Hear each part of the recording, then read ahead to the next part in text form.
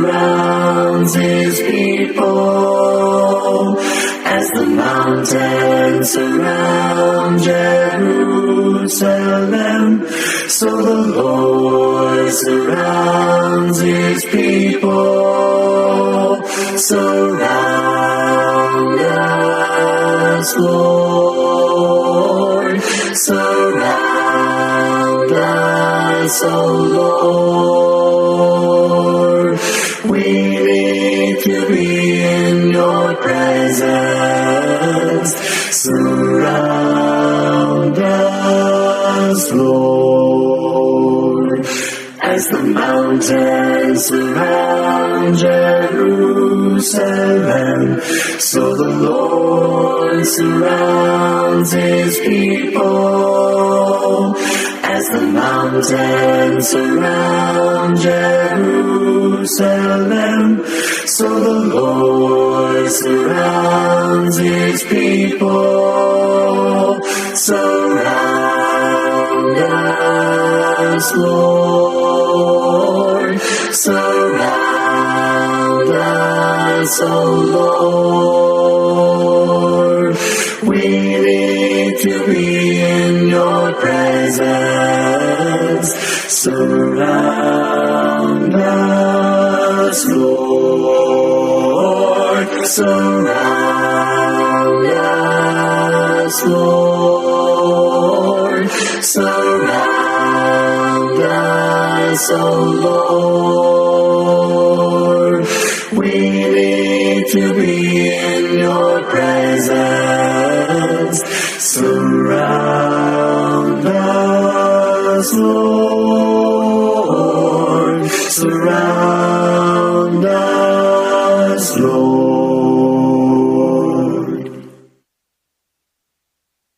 Amazing grace, how sweet the sound that saved a wretch like me. I once was lost, but now I'm found, was blind, but now I see. 'Twas grace that taught my heart to fear, and grace my fears relieved.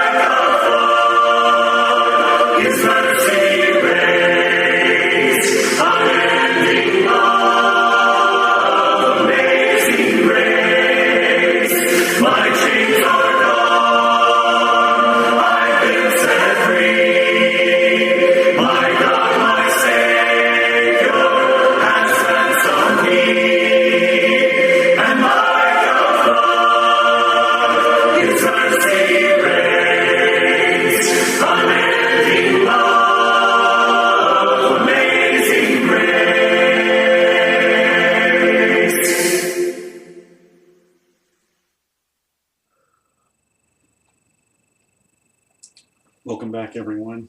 Today we are looking at Psalm 28, another Psalm of David. Occasion unknown, like most of them that we've seen to this point. It could be any number of occasions in David's life, and nothing within that really would specifically indicate anything. It does seem to be yet another instance of a time in which he was experiencing hardship or threats of some kind. But again, that could be any number of occasions in his storied life. Two things at the outset that you may kind of notice and help us to see it at a bit of a higher level. It's a relatively brief psalm, and overall, in terms of the content, very similar to some of the others that we've seen, which you have the psalmist crying out to the Lord and expressing his faith. So not terribly different in the general respect. But if you look at it at a high level, there's in my opinion at least, a rather clear distinction between the first 5 verses and the last 4. That is up through verse 5 seem to be of one particular train of thought or mode, and then the last of it is somewhat opposed to it, or not opposed in sense of opposition, but different, opposite, perhaps I should say. And again, that's typical. In many of the Psalms we've seen have been like that, where you can make that kind of a distinction. So that's one thing. The other thing that I'll note, and you can't help but see this either, you get a little bit of that imprecatory kind of a thought. We've talked about this before. Imprecatory psalms, those in which the psalmist is calling for vengeance, for justice to be served upon God's enemies, certainly, but his own enemies, those who are plaguing him and to whom he is crying out to God for deliverance from. So, not as graphic as they sometimes can be, right? You get it here in that first part of the psalm, but it's a bit milder, certainly, than what you find in some others, but it's there nonetheless. The commentary here, Brother Waycaster, uses the same breakdown: first 5 verses, last 4. Again, I think it's rather obvious, but we'll start out. We'll read through and then circle back as we want to do. Unto thee will I cry, O Lord, my rock. Be not silent to me, lest if thou be silent to me, I become like them that go down into the pit. Hear the voice of my supplications when I cry unto thee, when I lift up my hands toward thy holy oracle. Draw me not away with the wicked, and with the workers of iniquity, which speak peace to their neighbors, but mischief is in their hearts. Give them according to their deeds, and according to the wickedness of their endeavors. Give them after the work of their hands, render to them their desert. Because they regard not the works of the Lord, nor the operation of his hands, he shall destroy them and not build them up. Blessed be the Lord, because he hath heard the voice of my supplications. And the Lord is my strength and my shield. My heart trusted in him, and I am helped. Therefore my heart greatly rejoiceth, and with my song will I praise him. The Lord is their strength, and he is the saving strength of his anointed. Save thy people and bless thine inheritance. Feed them also and lift them up forever. Okay, so again, first 5 verses, last 4, 2 different types of thoughts. And in the outline Brother Waycaster uses, he notes the first part is expressing David's dependence, in which he asks 2 things of God. In the first 2 verses, to protect him. And then in the next bit, verses 4 and 5, punish them. So protect him and punish them. That would be his enemies, those who were these wicked, deceitful people who were causing him trouble. And then the second part, verses 6 through the end of the psalm, David's delight. So again, similar to what we've seen with some other psalms, oftentimes where you have kind of negative thoughts and then contrasted with a more positive thought, or vice versa, depending upon how it's set up. But there's an interesting thing right at the very beginning here, in the very first verse, because the King James and the ASV render it differently. Now, the King James says, "Unto thee will I cry, O Lord, my rock, be not silent to me." The ASV has, "Unto thee, O Jehovah, will I call, my rock, be not thou deaf unto me." I don't know about you. Now, granted, I'm certainly no Hebrew scholar, and it could be that maybe there's a bit of ambiguity in this word, or it could just be the way the King James translators decided to put it. Had different connotations than it does today when they made their translation. But to me, you say, "Be not silent to me." Someone being silent has to do with the idea of God's not answering. Because when he says, "Be not deaf to me," it would have more to do with God's not hearing.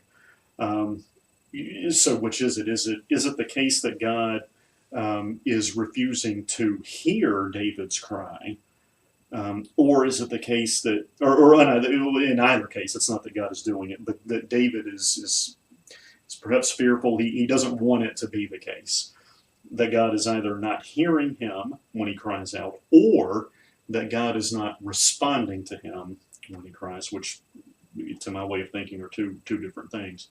I strongly suspect, or at least to me, the ASV rendering deaf makes a bit more sense, because in verse 2, and they both agree here, both the first word in verse 2 is the same in both. Hear the voice of my supplications when I cry unto thee, when I lift up my hands toward the holy oracle.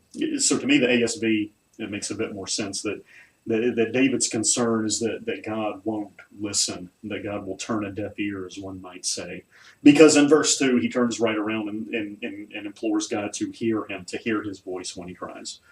Take that for what it's worth, but I just happen to think it's interesting that the two different versions render the same word differently, and it I think has a pretty big difference in terms of what they're trying to drive at. But again, it maybe not. Maybe when the original King James translators did the silent, carried the idea of deafness. But anyway, unto thee will I call, be thou not deaf unto me, or silent. Notice about hearing the voice of supplication. Suggesting an audible prayer on David's part. Of course, we often pray silently. Other times we pray aloud. This would certainly seem to suggest that David is praying aloud. He is lifting up his hands, denoting idea of supplication and request. The word oracle comes from a word that means the inner sanctuary of the tabernacle or temple, right? So God meets men at the mercy seat, and so it would make sense that David is lifting up his hands toward the holy oracle or toward the holy place. So in other words, he is addressing God in a physical sense. Of course, he's addressing God in a physical sense, and here you have these anthropomorphic kind of descriptions of God as being deaf or hearing in a very literal sense. So he starts out with this plea for God to hear him, not to turn a deaf ear, but to hear him as he makes this supplication. Continues on verses 3 through 5 with a prayer, again, a prayer with a very obvious imprecatory kind of a flair to it, even if it is milder than some tend to be. He makes reference to wicked workers of iniquity, the mischief that are in their hearts. So these are people who are not only are they evil, not only are they clearly evil, not only are they clearly plaguing David, but he makes it clear that they are also cunning, right? So they're bad, they're evil, they're causing him trouble, but they're clever about it, they're cunning. He notes specifically in verse 3 that these are the wicked workers of iniquity, which speak peace to their neighbors, but mischief is in their hearts. So they are, I guess you could use the expression wolves in sheep's clothing, right? They appear to be one thing, but they are something entirely different. And that particular verbiage, they speak peace to their neighbors, but mischief in their hearts, I can't help but think of in Jeremiah's day, right, in which this 70-year captivity is foretold, and yet you have others in his own day who claiming prophetic oracles from God, going around saying, "Oh, no, 2 years and it'll be over," right? Peace, peace, but there is no peace. So you have people here who were saying one thing, who were doing something else. They're they're pretending to be peaceable to those around them, but really they have nothing but mischief, iniquity at the root of it in their hearts. So verse 4, the imprecatory thought, give them according to their deeds, according to the wickedness of their endeavors, give them after the work of their hands, render to them their desert. Let them get what's coming to them, right? In other words, we might say. According to the deeds, according to the wickedness of their endeavors, right? So the psalmist has this, or makes this supplication to God for these people to be punished, not just because he doesn't like them, because these are people that he wants to see misfortune fall upon or punishment, but because they deserve it. Whatever they get will be appropriate. He's asking for justice, really, to be done. Why? He gives a reason in verse 5. Because they regard not the works of the Lord, nor the operation of his hands. He shall destroy them and not build them up. So, according to their deeds, according to the wickedness of their endeavors, they have it coming. Punishment, justice, their just deserts for what they've done, they have it coming. Why do they do these things? Why is it right? Because they have shunned the Lord. They regard not the works of the Lord, nor the operation of his hands. Right? It's there for them to see. They can acknowledge God, and they can in turn turn to God and to seek to do the right thing rather than what it is that they're doing. But instead, they choose to ignore it. They choose to disregard it. And because of this, the psalmist is expressing this imprecatory supplication. Then in verse 6, you have this change, right? So you have his plea regarding these enemies and his desire for justice to be done. But then you have this kind of change in tone, this change in the train of thought. Blessed be the Lord, because he hath heard the voice of my supplications, right? So forget about that fear that was expressed back in the first verse or the plea that was in the second. The Lord, he knows, hears him. The Lord, who is his strength and shield, says, my heart trusted in him, and I am helped. Therefore my heart rejoiceth gladly, and with my song will I praise him. The Lord is their strength, and he is the saving strength of his anointed. Save thy people and bless thine inheritance. Feed them also and lift them up forever. Okay, so he concludes, and again, we've seen this in other Psalms at this point. We're going to keep seeing it in many other songs where he's in a bad situation. He has those around him who are troubling him. Again, in this case, they're particularly noted as being cunning and deceitful and hypocritical and treacherous. He cries out to God for help, for strength, for justice to be served against them. But then, of course, ends with this incredible statement of faith. Right? He knows God is going to come through. God is his strength, the saving strength of his anointed. Save thy people, bless thine inheritance. And it's exactly what he fully expects God to do. Okay, so a couple of lessons that we can take from this. The fundamental message, of course, just like many other Psalms, is to praise and trust in God, even in difficult times, is clearly the case here, to have the faith and trust nonetheless. God is the only true source of strength, right? Those who lean upon their own power, their own abilities, are ultimately going to find that lacking. And here's an interesting one that Brother Waycaster notes. And the Psalms, just one example of it. We'll come across others, but there's nothing inherently wrong with asking God to render vengeance upon those who are evil. Which might seem a bit at odds with, I'm thinking of the Sermon on the Mount in particular. But you find this in the New Testament as well. I think perhaps sometimes there's a difference between the way we choose to behave towards our enemies, toward those who spitefully use us, those who render evil unto us.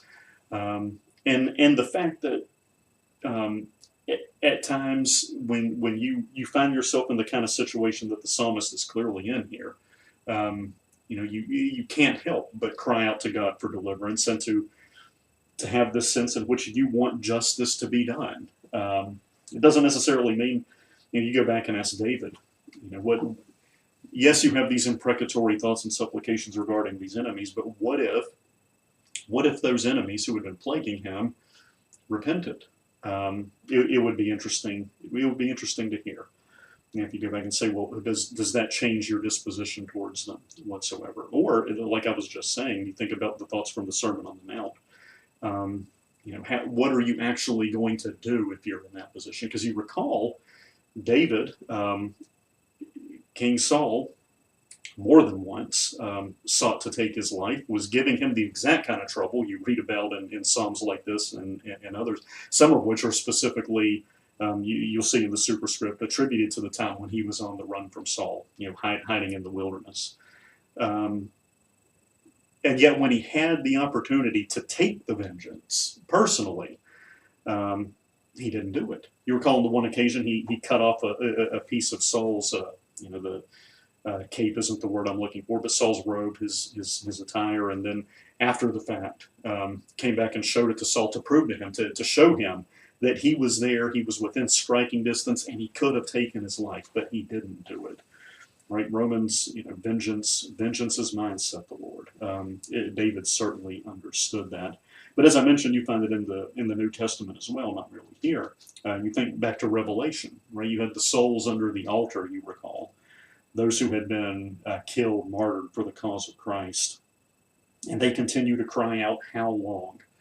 Right? How long is it going to be before God executes judgment upon those who did such heinous things to them, and so that they can be vindicated?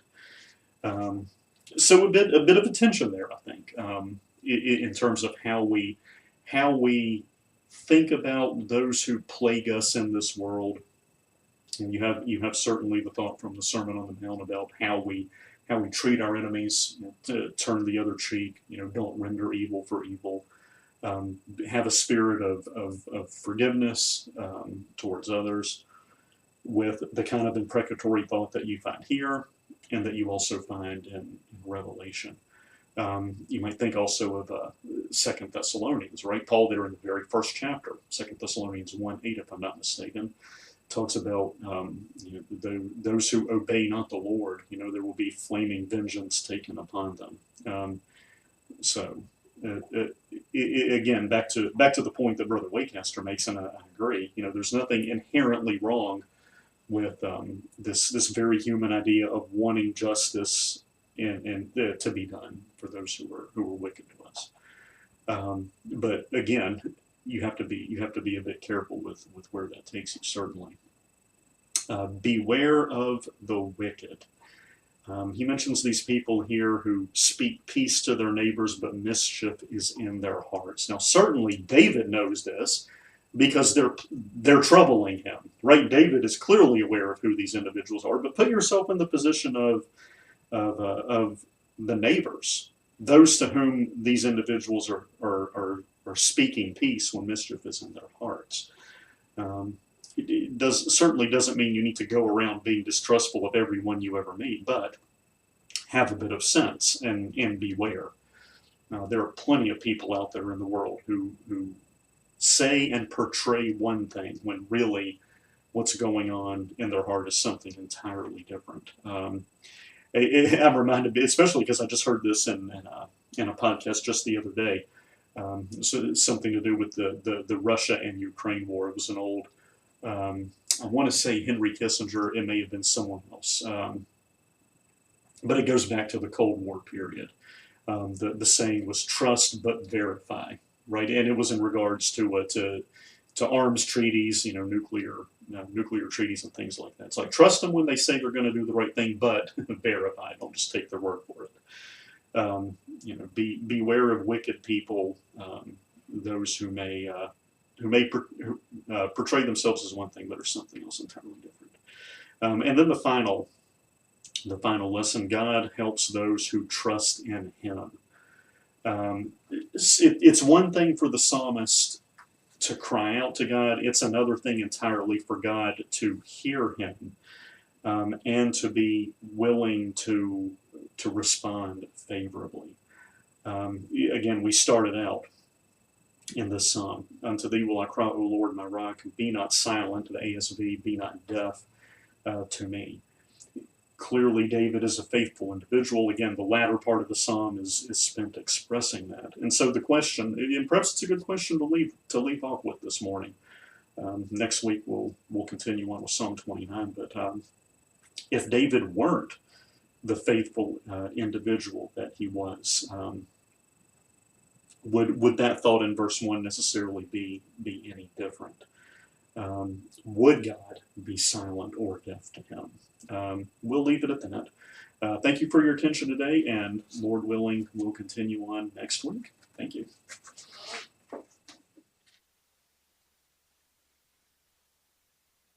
Over all the earth, you reign on high, every mountain stream, every sunset sky.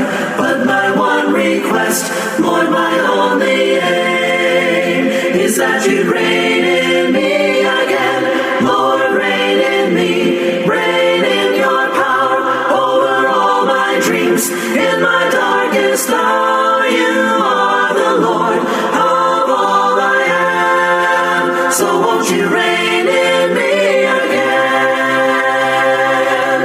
Over every thought, over every word, may my life reflect the beauty of my Lord, 'cause you mean more to me than any earthly thing. So won't you reign in me again? Lord, reign in me, reign in your power, over all my dreams, in my darkest hour. You are the Lord of all I am, so won't you reign in me again?